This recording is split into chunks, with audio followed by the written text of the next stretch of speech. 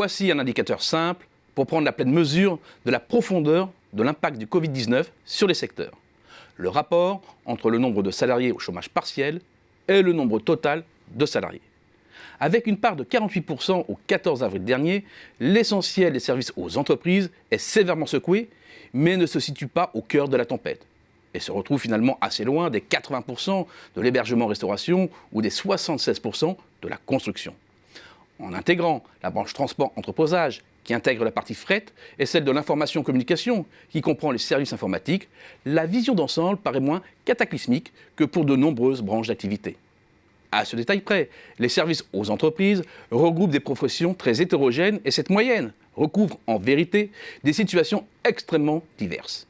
Il y a bien sûr les activités en panne totale. Chacun le sait, c'est le cas des activités d'organisation de colloques, de foires, de salons et plus globalement tout le secteur de l'événementiel qui est à l'arrêt et qui mettra beaucoup de temps à se relever pour des raisons sanitaires évidentes.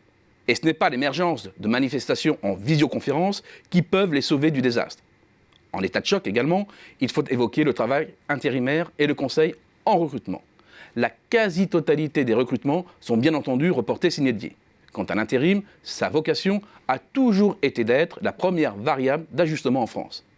La situation est d'autant plus délicate pour les travailleurs intérimaires que les principaux employeurs, l'industrie et la construction, emploient près de 6 intérimaires sur 10, sont des secteurs qui ne peuvent pas mettre en place du télétravail, qui font aussi partie des plus touchés par la crise actuelle. Pour autant, difficile de le détecter dans les statistiques du chômage partiel, car pour de nombreux intérimaires, notamment ceux qui ont des contrats courts, c'est directement la case chômage, pure et simple. En revanche, la chute vertigineuse de 75% du nombre d'emplois intérimaires depuis le début du confinement traduit bien la violence du choc subi par la profession. Pour déterminer avec quelle force les autres secteurs et services sont actuellement exposés à la crise, 4 paramètres sont à prendre en compte. Le degré de continuité de l'activité, avec la mise en place du télétravail par exemple, l'état de santé de la demande, le caractère plus ou moins indispensable de la prestation, les éléments liés au modèle d'affaires et de facturation qui peuvent amortir le choc. Les services actuellement les plus exposés cochent principalement les 2 premières cases. C'est le cas des entreprises du nettoyage. La fermeture massive de sites industriels, d'une partie des bureaux, des écoles, des centres commerciaux, des administrations ont fait plonger la demande, sans aucune possibilité de rattrapage par la suite. À cela s'ajoute, dans certains cas, l'impossibilité d'assurer la continuité de l'activité liée à l'absentéisme.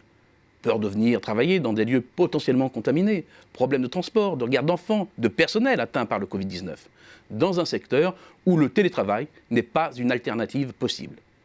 83% des salariés de la branche des services relatifs au bâtiment sont actuellement au chômage partiel.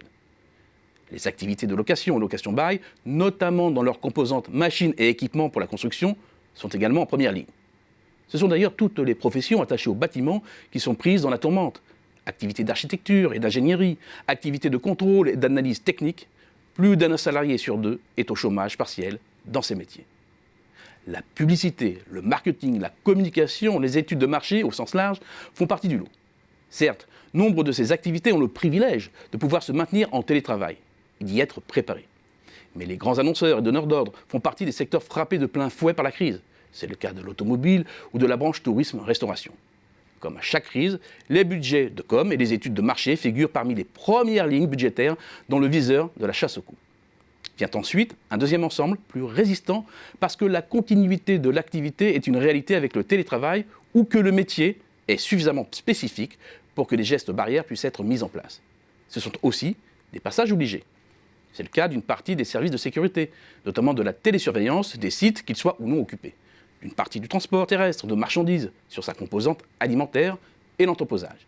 Il faut enfin évoquer les professions de services intellectuels, expertise comptable, juridique, audit et conseil. Les missions récurrentes d'expertise comptable et les missions d'audit légal sont bien sûr les moins touchées.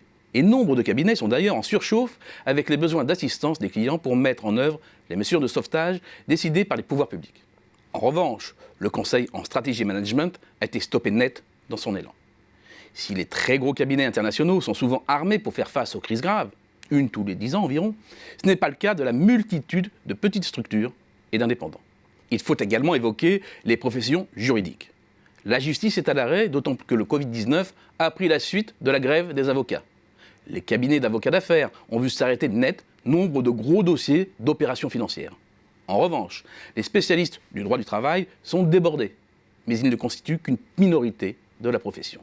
Point commun à tous ces secteurs, les pressions à la baisse des tarifs sont puissantes. Dans ce tableau bien sombre, il faut néanmoins évoquer quelques happy few, bien moins touchés par la crise que les autres.